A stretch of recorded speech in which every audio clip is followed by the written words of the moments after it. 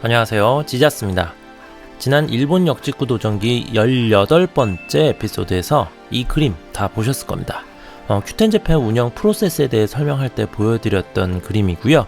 이번 영상에서는 이곳 물류 부분, 이쪽 있죠? 네, 이 물류 부분을 조금 더 자세하게 볼 거고요. 큐텐제펜을 운영하실 때 그 물류비를 절감하는 방법, 이 방법에 대해 말씀드리겠습니다. 와우, 지자스! 일단 주문건 한 건만 처리한다고 가정할 때 다들 아시겠지만 여기에 있는 배송 대행지를 사용하는 게 가장 저렴합니다. 이 부분은 뒤에서 설명해 드리는 걸로 하고요. 우리가 주문이 들어오면 상품을 쿠팡이나 올리브영이나 아니면 다른 곳에서 사서 보내거나 아니면 이미 재고를 두고 판매를 하는 제품이라면 그대로 포장을 해서 국제 특송사에 보내야겠죠. 이때 보낼 때 보통 택배를 많이 사용하실 겁니다. 택배사는 CJ 대한통운이나 그 다음에 롯데, 로젠 이렇게 있죠. 네, 그런데 택배로만 보낼 게 아니라 만약에 박스가 조금 크다. 그러니까 한 개, 두 개가 아니고 만약에 20개의 주문이 들어왔고 그 20개의 상품들을 다 각각 포장해서 큰 박스로 해서 국제 특송사에 보내잖아요. 그때 박스가 너무 커져 버리면 택배사에서 받지 않습니다. 택배사마다 조금씩은 다르지만 가로, 세로, 높이 각각 1m일 때, 그러니까 1 큐빅미터, 1 세제곱미터를 초과했을 때는 대부분의 택배사가 수령하지 않습니다. 그럴 땐 어디로 가시냐? 대신 화물이나 경동 화물을 사용하시면 됩니다.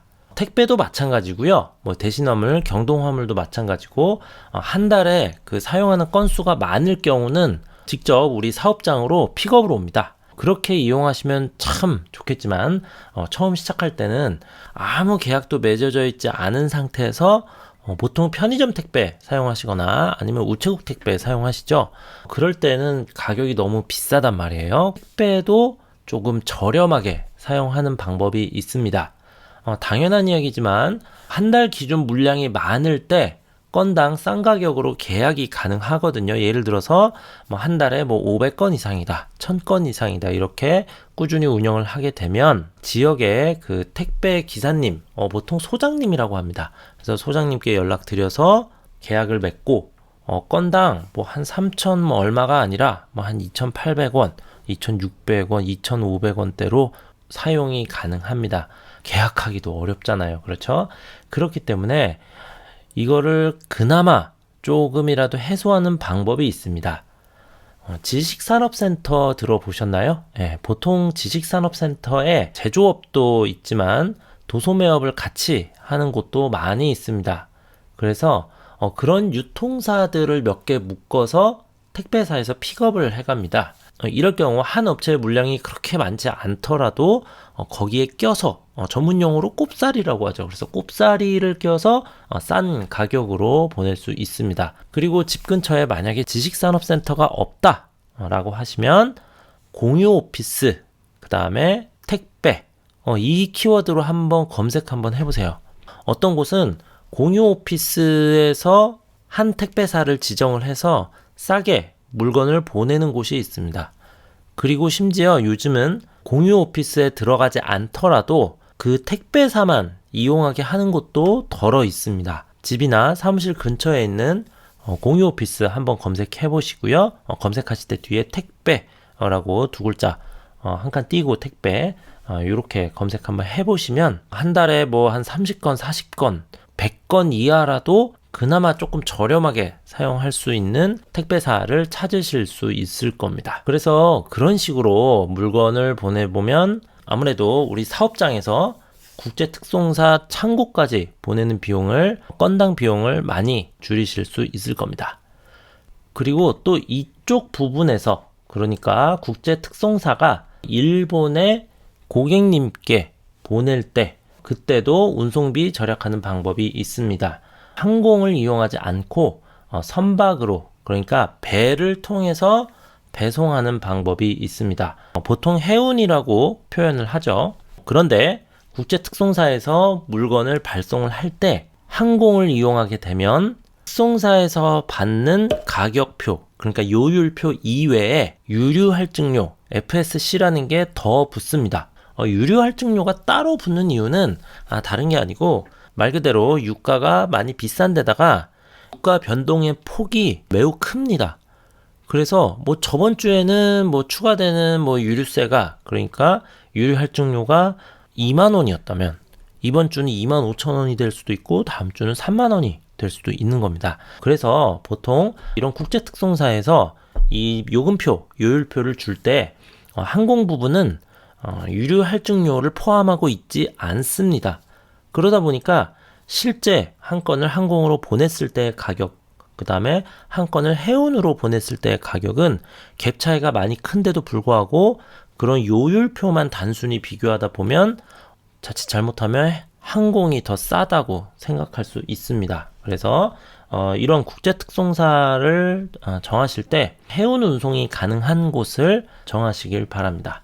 그렇게 되면 조금이라도 더 싼 가격으로 이용이 가능합니다. 와우! 지저스! 그리고 마지막으로 한 건 기준으로는 현재는 배송대행지를 사용하는 게 가장 싸고요. 그리고 제가 지난 영상에서 소개해드렸던 리지스를 사용하는 게 가장 쌉니다. 리지스는 그 국내 배송대행지고요. 우리가 인터넷으로 물건을 구매해서 리지스 이쪽 배송대행지로 보내고 그리고 신청서 작성을 하면요. 에어캡 포장하는 비용, 그 다음에 부피를 줄여서 재포장하는 비용, 그 다음에 여기에서 그 국내 택배나 아니면 뭐 물류사들을 통해서 이쪽으로 국제특송사 창고로 보내는 비용, 그걸 다 합쳐서 건당 한 2,000원대 초반으로 이용하실 수 있습니다. 만약에 우리가 개인 셀러가 무작정 우체국이나 아니면 편의점 택배 보내면 건당 한 2,000원 후반에서 한 3,000원, 3,500원까지 그 정도로 알고 있거든요. 그런데 그거는 단순히 국내 택배 비용이고 뭐 박스 비용이나 뽁뽁이 비용이나 아니면 우리가 포장에 들어가는 에너지, 시간 이걸 고려하지 않은 금액이잖아요. 그러다 보니까 한 건만 보낼 경우에는 저도 그냥 배송대행지 사용하세요 라고 말씀드립니다.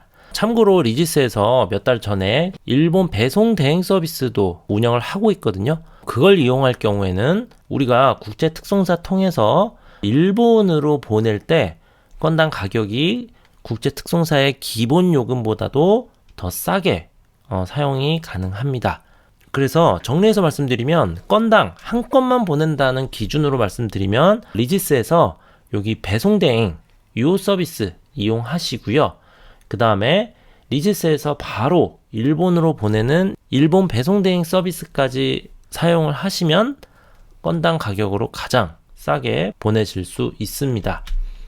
리지스 블로그에 있는 요금표 잠깐 보면 요거는 국내 택배, 그러니까 국내 운송 비용은 포함되지 않는 겁니다. 아까 제가 말씀드린 2,000원대 초반으로 이용을 하시고 여기 있는 거는 한국에서 일본으로 배송하는 요금표인데 보시면 뭐 0.1kg 기준으로만 보면 아무 혜택을 받지 않는 경우 0.1kg가 한 450엔, 460엔 정도 되거든요. 그런데 20엔이 더 싸죠. 그리고 1kg 기준으로도 몇십 엔씩 더 쌉니다. 그럴 경우 한두 건 보내는 게 아니잖아요. 한 달에 뭐 20건, 30건 보내면 그것도 무시 못할 수준이 됩니다. 그리고 리지스 가입하실 때 추천인 코드로 지자스 입력하시면 조정된 가격으로 이용이 가능하고요. 2025년 5월 현재 건당 2,080원으로 보낼 수 있습니다. 여기죠? 여기에다가 ZIJYA SSSSS S가 몇 개? 5개. 그렇죠? 네, 그래서 지자스 입력하시면 조정된 가격으로 이용이 가능하십니다. 그리고 만약에 제가 지난번에 올려드렸던 영상 있죠? 공동물류 사업, 정부 지원 사업 중에 공동물류 사업을 통해서 물류비 할인을 받고 계시다면 리지스에서 그냥 국내 배송 대행만 신청하시고요. 일본 배송 대행은 신청하지 않고 공동물류에 참여하는 국제 배송사 창고로 바로 보내시는 것을 추천드립니다. 와우! 지저스! 이 유통업에 있어서 물류비만큼 또 아까운 게 없습니다. 게르기랄까요? 이번 영상 통해서 물류비 절약하셔서 사업에 조금이나마 도움이 되셨으면 좋겠습니다. 그럼 이번 영상은 여기에서 마치겠습니다. 구독, 좋아요, 알림 설정은 저와 여러분이 함께 성장하는 힘이 됩니다. 감사합니다. 지자스!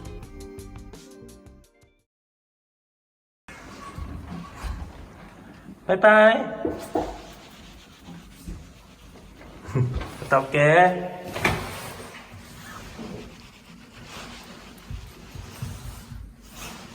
바이바이.